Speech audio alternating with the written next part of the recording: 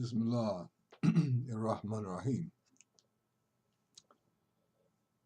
I mean, if I can't get no sleep, why should you? So I figure I'll frack with you since I can't get no sleep. And when I do go to sleep, it seems like as soon as I get to sleep, there's a poem waking me up. Business experiences that I'm having. Hey, I flow with that. And, you don't even have to watch this video. Maybe I'm making it for me.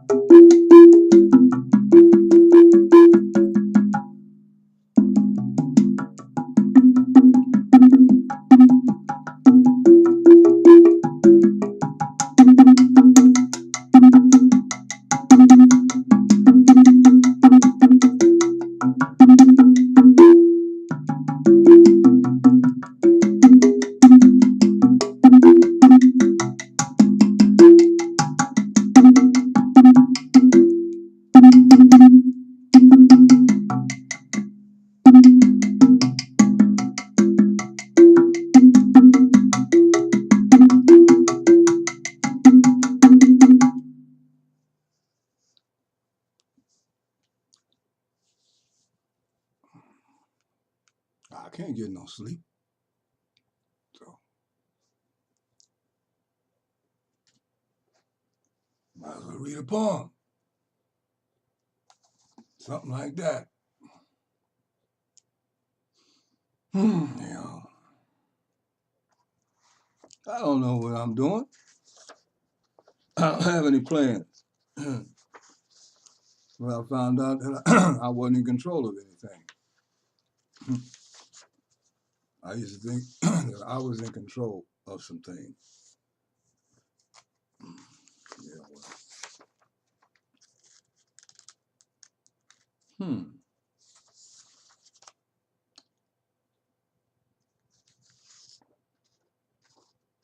Ah, I should do Sayas poem. Yeah, Saya. Parvati. I should do her poem. She's a sweet baby. I should do the Board Collective too. Let's see. Saya Parvati. Mystic Siam poems, songs. I don't have a voice. Let me try this again. Well, I don't know why I would start a video and didn't have no coffee. That was dumb.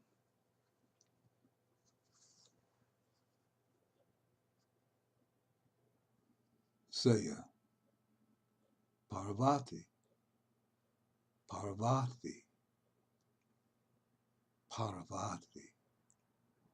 Saya Parvati. Mystic Siam poems, songs of ancient Mahabharati. Now returning your vehement stars, ships such glory dreams enchant me. Now, rain, pulsating, radiating, all my loving you, your beauty, mercies graciously, striking all my inner heart chakras. Me love you, my brilliant, shining, starry-eyed princess. My heart is excellency, royal, incandescented, sweet queen majesty, majesty, majesty, majesty. Sarvati. Say it. Sarvati. That's a very deep name, carrying great antiquated, ancient vibratory meaning.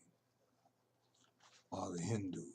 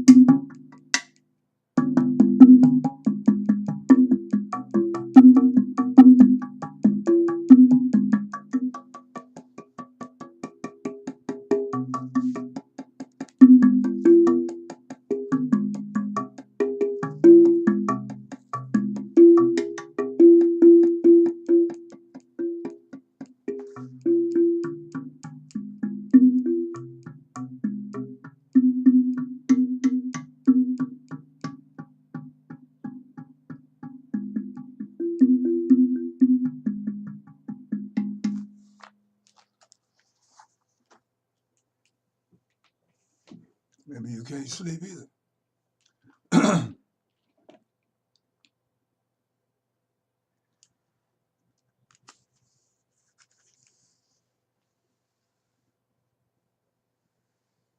A poem.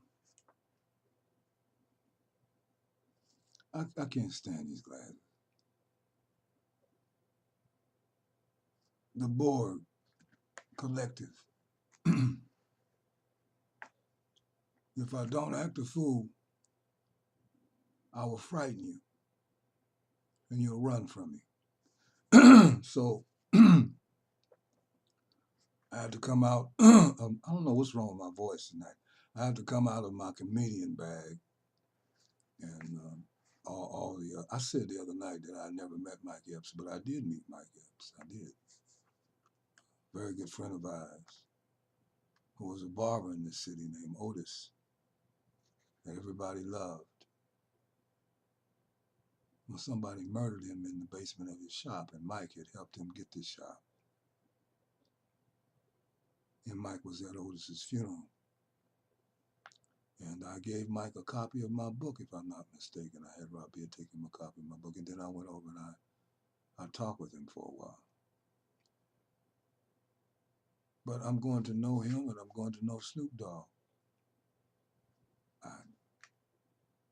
I just know this, you know. And they're going to love me before I leave this world. Yeah. They're looking for more parts of themselves. They're beautiful people inside. They are in this world right now, this dunya, you know. I know what it does because I was out there. But the Borg Collective, one, absent, empty, depleted, heart, finger shadows reflected on dark bedroom walls, vacant and absent and lost nightmares. Two, without hope-filled visionary dreams. Three, soul and mind sold a slave to modern secular city themes. Four, companionship of pride and arrogance abounding. Five, stupidity astounding surrounding. Six, subjectivity, no objectivity. Seven, repentance, a dead, stinking, collected Borg fish, a foul, putrid, heart-bodied corpses, collected a personal mental scrapbook, collected non-creational, producing no manifestation, living, moving, flowing, rising seas. 8, lost from viewing, their own perpetrating, self-absorbed hating, evolutionary advancement. 9, a vaporized, moving, fleeting, transitory, nocitory, awakened, enlightened, smoke on the backdrop, luminous stage of the awesome creative lighting technician. 10, if I thought them, I could not write them. 11, awakened quickly from fleeting, escaping hatched dreams that will not complete me. A finished, sleeping, seeming, dreaming of stitched, hitched seam to the 12. Inner fabric, soul modality, wearing the inner outer physicality, heavy weighted density, you and me and us and we. 13. The illuminated, elevated Mahdi of holy lights appears every 2,000 737 years.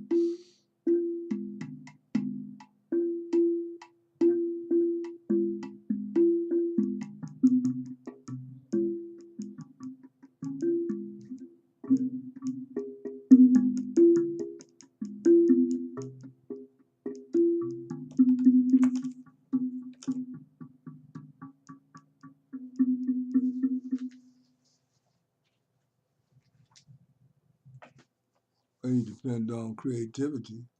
You know, you don't have plans. What are you planning for? One thing you should be planning for, you have not taken the time to make sure you have packed your bags properly. You live as though you know when death is coming, or that's not significant to you.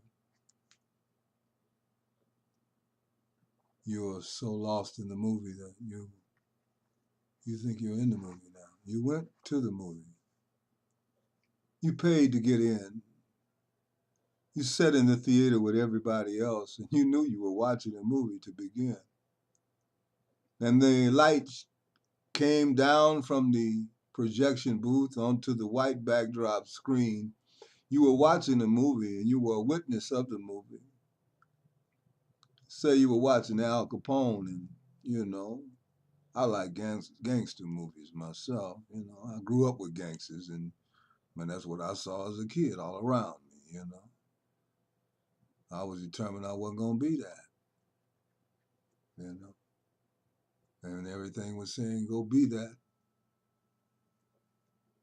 You'll never finish high school. You ain't shit. You're not gonna be nothing. They sang that song, and I'm always telling you stories. When the SAT test was given at Tech High School, I wasn't that good at math anyway. And I didn't care about school. I wasn't even thinking about no college. That was out of the question. That was crazy. So I was drunk. We were in the cafeteria and I went to sleep during the SAT exam. So I never completed it. It was a miraculous miracle how I got in college. All divine ordination and by divine design. And what I discovered in my story is that anything that is destined for you, nothing can keep it from you. And if it's not meant for you, nothing you do can bring it to you. So after a while, you understand. Your enlightenment brings you to a place of understanding that you're not in control of anything. If you're not in control of your next breath, your next heartbeat, or your next fart even, or when the next booger will fall out your nose, what are you in control of? What are you in control of? You control your next heartbeat. Yet you live your life dominating other people and trying to control everything. Try controlling your death, because you haven't been able to control your life very well. Before enlightenment, chopping wood was chopping wood and drawing water was drawing water, the old sage said. After enlightenment, chopping wood was chopping wood and drawing water was drawing water. And they sound like the same thing, don't they? Well, they are, but they're not. This hua la hua here too. It sounds like the same thing. Word construction sounds like the same thing. But the spirit is different. After enlightenment, you do the same things, but you do them with presence and emptiness, great emptiness, which brings you into touching that moment that unenlightenment causes you to miss. The moon is in the sky. You see it, but you don't see it. You never felt it. You never tasted it.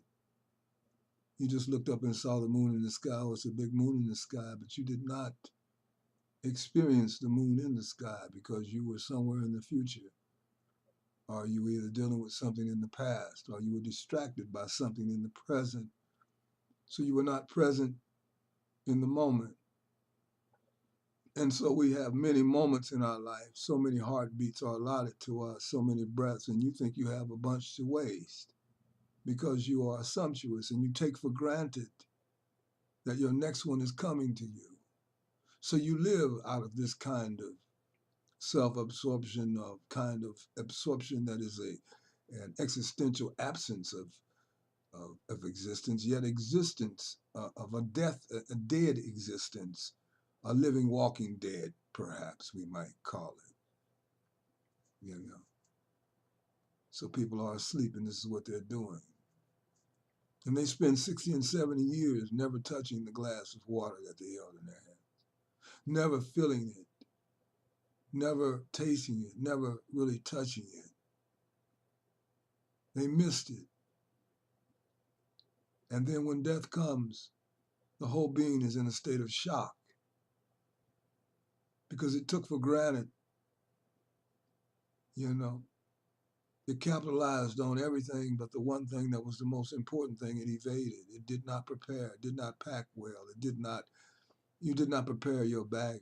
You did not understand it's time to get the suitcase out the closet and have that packed because your trip could be at any second, you know, and you're unpacked. You're foolish then. You're chopping wood and drawing water, but you're not present with the chopping of the wood or the drawing of the water.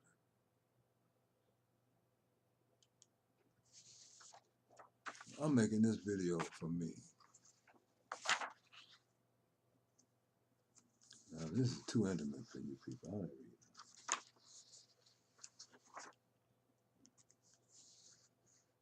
Now, I already read that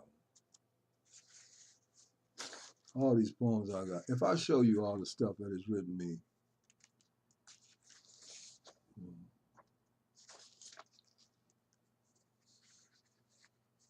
because I can't write like this. I know that. You don't know this, but I know. Oh, yeah. I'm going to redo this one, though, but I'm going to do it now. Now, 2,000 internet hits of likes. Once I tried to write a poem for Oprah, and it was horrible. Seriously. I threw it away. No poem for Oprah I wanted to write. Now the poem writes me for Oprah when I was not thinking of Oprah. From out of nowhere comes Oprah's poem. In fact, I'm somewhere else, and her poem just came and just snatched my behind on up out of what I was doing and made me write these lines down. It was strange. I mean, one time I was cooking in the kitchen, and the poem grabbed me from my neck. Seriously, like it grabbed me around my neck. And I said, well, can I finish eating first? And the poem like, no. You know, just snatched my behind backwards out the kitchen. I mean, I came out backwards. I remember I came out backwards, like the poem grabbed me and pulled me out the kitchen backwards to this room and made me write the poem down, and I was hungry. Yeah, these are the experiences that I have, you know. Now, you can call me outsane, but don't call me insane, because that's where you are. You're insanity, you know. I don't want to be insanity because I'm looking at the crazy shit you're doing. Excuse me. I'm looking at the crazy stuff you're doing, and you call yourself sane. You know,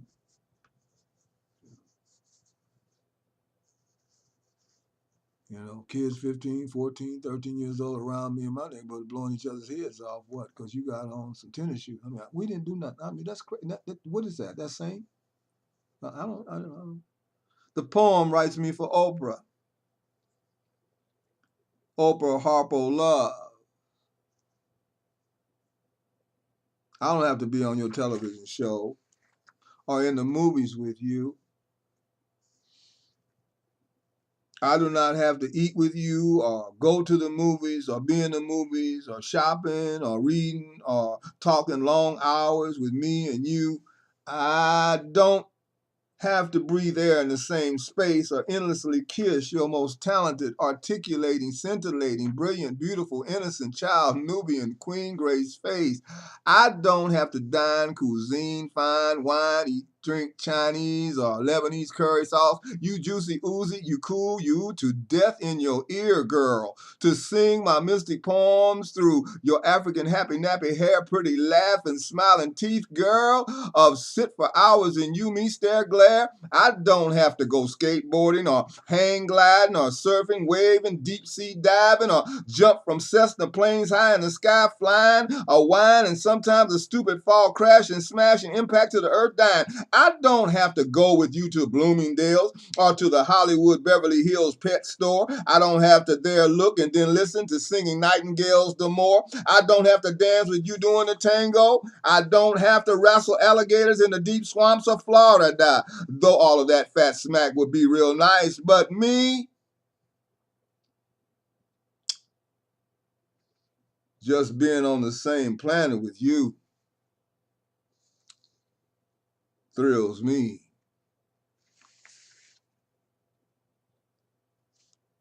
Loves you.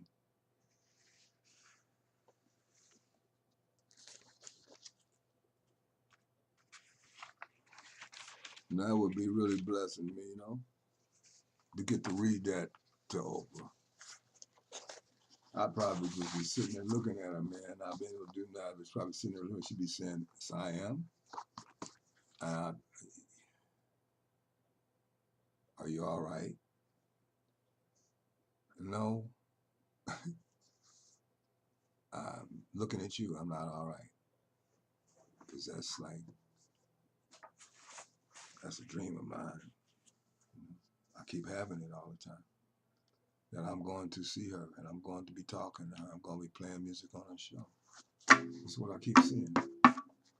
So you know, you know.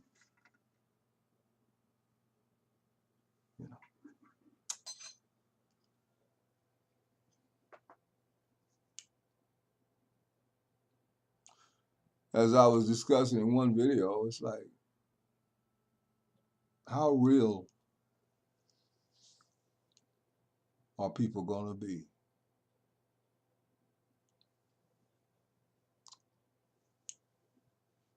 I just never was good at being no phony. I grew up with people that were like that, make us smile when they were not smiling and all that dumbness.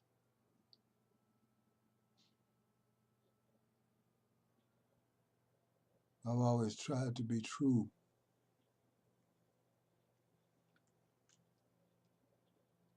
reaching for something true in myself. So this high school counselor told me, he said, Smith, he was a white man. He said, Smith, don't think, he was at Tech. He said, he was my counselor. He said, Smith, don't think about going to college.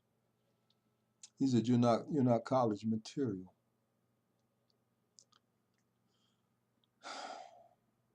And what was strange is that I was gone from Indianapolis about 17 years, and the day that I returned, having completed my master's degree from Harvard Divinity School, I opened up the front page of the Indianapolis Star News, and who's on their way to prison for embezzlement? I mean, the very day I got back to the city, I opened up the newspaper, having completed my master's degree. And I see him on the front page going to prison for embezzlement.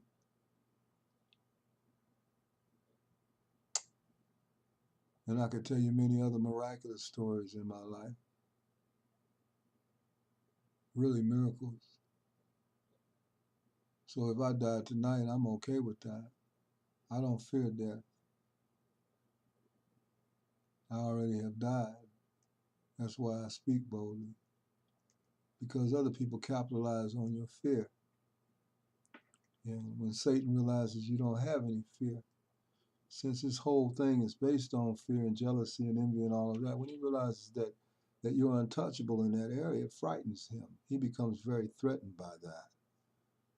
He doesn't know what to do with that.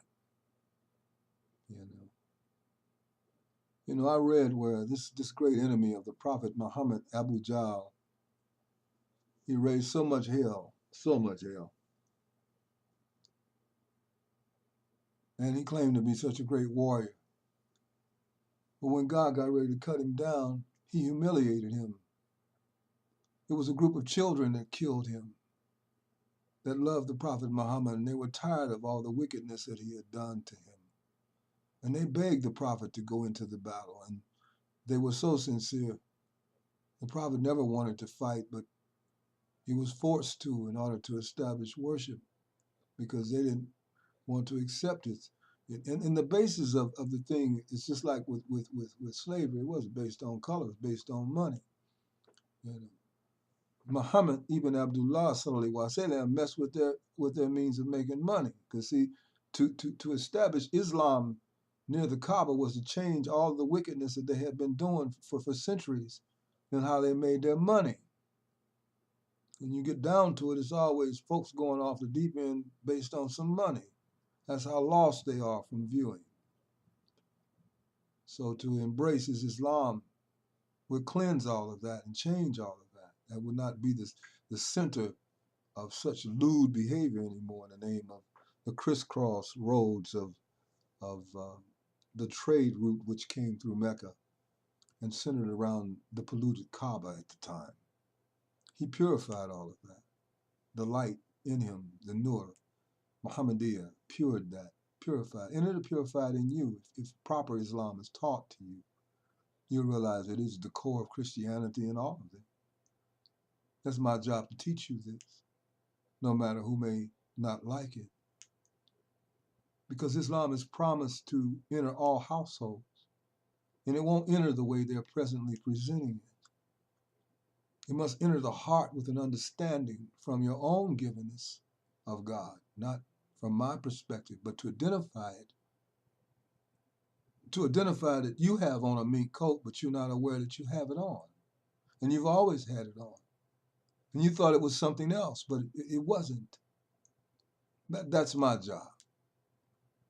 And unfortunately, I don't know, anybody else that has this job. I am the Commissioner of Spiritual Affairs. And from what this organization is saying, it's for the whole world. But I already had that before they gave that to me. That's why they should respect it, because that's what made them give it to me in the first place. They saw those lights and they saw those qualities, though they were jealous of them. And people just need to do the right thing. I don't have time to hate anyone, but I don't like unrighteousness. And I'm going to tell you about it. I tell myself about it, so why would I not tell you? You're coming wrong. Just get right. It's just a little bit, let's call it a little bit of humility and some repentance. Apply a little bit of that, you might make it into the kingdom of God. Don't have any. Here's the Prophet Muhammad sallallahu alaihi wasallam said, if you have one atom of pride, you will not be in paradise. So why are you going through all these motions 5 times a day, and your heart is full of pride and jealousy? Oh, well, you're gonna get in anyway. You're just gonna waste your time going through. Just go ahead and serve Satan full time, as my mother told me when I was a hoodlum. He said, make up your mind. Either you're gonna serve Jesus, it's her thing with you. But I understand what she meant. She meant either you're gonna serve God or you're gonna serve Satan. Don't do no half step with it. You can't even do a dance doing a half step, you know. I get on the dance floor, I can't get out the half step, and sisters be laughing at me. I got to dance the way it's supposed to be danced. Otherwise, why fool with it? When you look like it on the outside, but you're not it in the inside.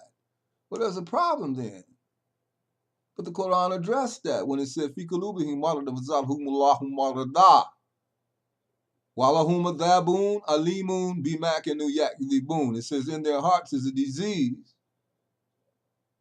And God himself has increased that disease because they are untrue to themselves. Isn't that amazing? God increases the disease because he understands where that heart is going. Meaning he gives it free will, but he still knows what choices it's going to make before it makes it. That's a profundity that people have discussed for centuries in dealing with divine qadr, as it's called. And there are many different views. It depends on one's capacity, how he perceives the workings of divine design. You know, if you step out your front door, all you can see is from here to 38th Street or from here to 34th Street, and you may think that's the whole entire world. But then you get a helicopter and you go up and then you see that street and many others, and you may think that's the whole world because that's where you are. But then you take a plane and you go 5,000 feet up and you see the whole state. And you see maybe Ohio, a partial. But if you take a UFO and you go way out in space, you'll see the whole planet and you'll see so many things. It's all based on expansion and understanding and awareness and perception. Our perception can only be what our capacity makes it be.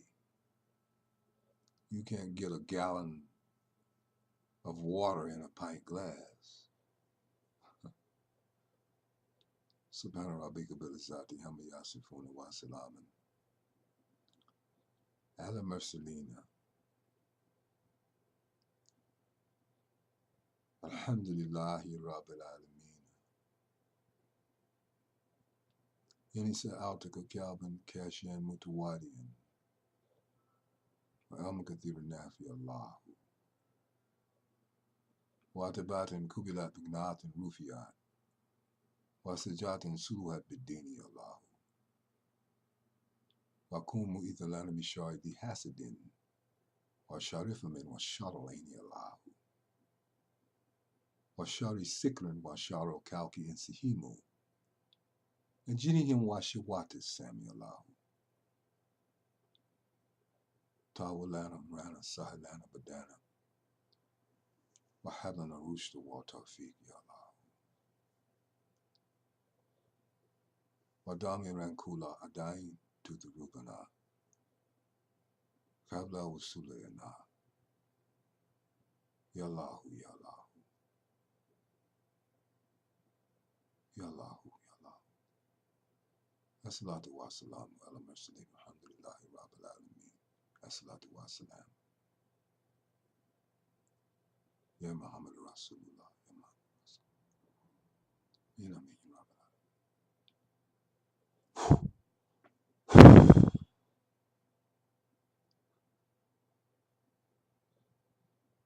You do with that what you wish. I did my job.